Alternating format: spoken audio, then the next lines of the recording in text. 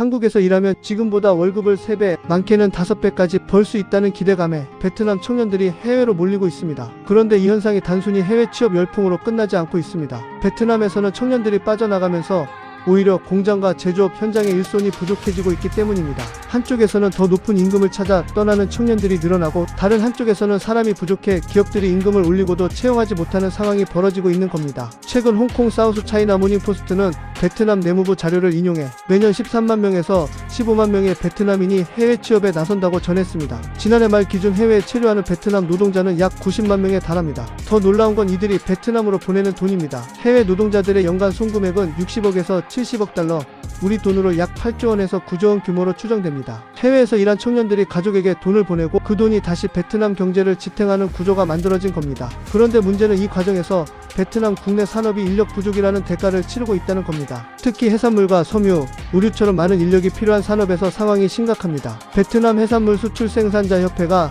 재무부에 제출한 보고서에서도 메콩, 델타와 호치민시 등 주요 생산 거점의 노동력 부족이 산업 성장의 발목을 잡고 있다고 지적했습니다. 기업들은 사람을 구하기 위해 임금을 최대 25%에서 30%까지 올렸습니다. 하지만 임금을 올렸는데도 구인난이 쉽게 해결되지 않고 있습니다. 섬유 의류업계 역시 노동력을 확보하기 위한 기업 간 경쟁이 한계에 달했다며 당국의 어려움을 호소했습니다. 그렇다면 베트남 청년들은 왜 고향을 떠나는 걸까요? 가장 큰 이유로 꼽히는 것이 바로 임금 격차입니다. 특히 빈곤율이 높은 중부 지역에서는 현지에서 월 200달러에서 250달러, 우리 돈으로 약 28만원에서 35만원 수준의 일자리를 구하는 것보다 한국이나 일본 같은 해외에서 일하는 편이 훨씬 매력적으로 보일 수밖에 없습니다. 해외에서는 본국보다 3배에서 5배에 달하는 소득을 기대할 수 있기 때문입니다. 가족을 부양해야 하는 청년이 베트남에서 한 달에 30만원 안팎을 받는 것과 해외에서 몇 배에 해당하는 돈을 벌 수 있는 상황이라면 선택은 달라질 수밖에 없습니다. 특히 해외에서 번 돈의 일부를 가족에게 송금할 수 있다는 점은 경제적으로 어려운 가정일수록 큰 유인이 됩니다. 결국 해외 취업은 개인의 소득을 높이는 것을 넘어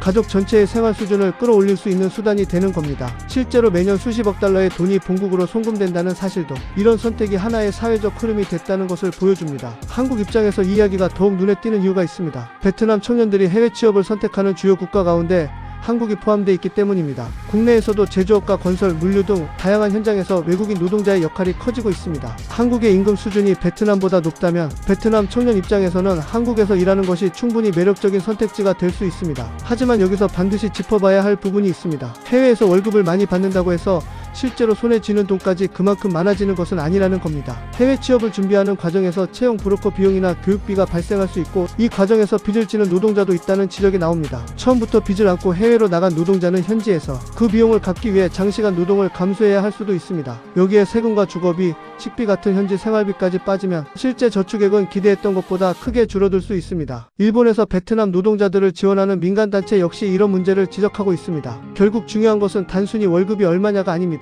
해외에 나가기 위해 얼마를 빚졌는지, 현지에서 얼마를 지출하는지, 그리고 최종적으로 가족에게 얼마를 보내고 얼마를 저축할 수 있는지를 함께 따져봐야 합니다. 해외 취업이 누군가에게는 인생을 바꾸는 기회가 될 수 있지만 준비 과정과 근로 환경에 따라 전혀 다른 결과가 나올 수도 있다는 겁니다. 그런데 이 현상이 베트남 국내 산업에는 또 다른 압박으로 작용하고 있습니다. 청년들이 계속 빠져나가면 기업들은 더 높은 임금을 제시해야 하고 그래도 사람을 구하지 못하면 생산 자체를 유지하기 어려워질 수 있습니다. 특히 노동 침략적인 산업일수록 타격이 클 수밖에 없습니다. 기업 입장에서는 인건비 상승과 인력 부족이 동시에 발생하는 셈입니다. 반면 해외에서 벌어들인 돈이 베트남으로 들어오면서 가계와 국가 경제에는 긍정적인 효과도 발생합니다. 결국 청년들의 해외 취업은 베트남 경제에 양면적인 영향을 주고 있는 겁니다. 앞으로도 해외 취업 수요가 쉽게 줄어들 가능성은 크지 않아 보입니다. 국내와 해외 임금 차이가 여전히 존재하고 가족에게 송금하려는 수요도 계속될 가능성이 있기 때문입니다. 반대로 베트남 기업들은 청년 인력 유출을 막기 위해 임금뿐 아니라 근로환경과 복지까지 개선해야 한다는 압박을 받게 될 수 있습니다.